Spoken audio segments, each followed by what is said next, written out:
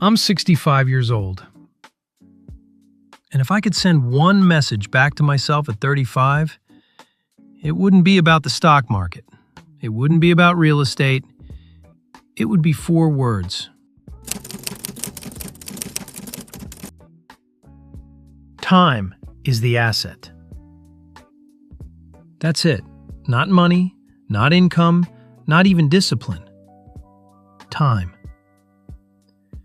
When I was 35, I thought I had a money problem. I didn't. I had a time problem, and I didn't even know it. At 35, you feel young. You think, I've got time. I'll start investing seriously next year, after the promotion, after the kids are in school, after the mortgage is paid down. I told myself after for 15 years. 15. By the time I was 50, I had a decent salary, a house, and almost nothing in the market. I had been busy. I had not been building. There's a difference. And nobody tells you that difference until it's too late to fix it cheaply. Let me show you what I mean. If at 35 I had put just $500 a month into a simple S&P 500 index fund, not picking stocks, not timing the market, just $500 every month automatically, by the time I hit 65, I would have had close to $1 million. I didn't do it. I waited until I was 45.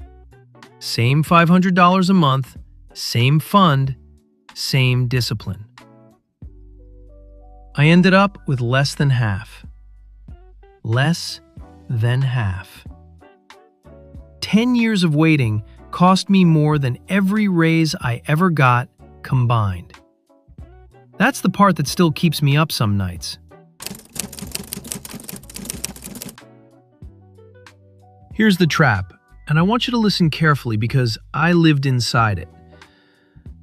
When you're 35, retirement feels like fiction. It's not real. It's a number on a screen called a 401k statement that you barely open. So your brain does what brains do. It spends today's money on today's problems.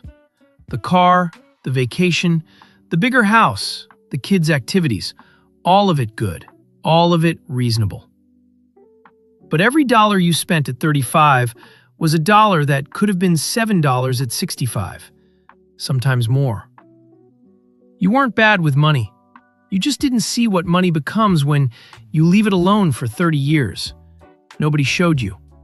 Nobody showed me either. So if I could sit across from my 35-year-old self at a kitchen table with a cup of coffee between us, here's what I'd say. 1. Open a Roth IRA this week. Not next month, this week. Put in whatever you can. 2. Whatever your employer matches in your 401k, take all of it. Every dollar you leave on the table is a dollar your future self has to earn twice. 3.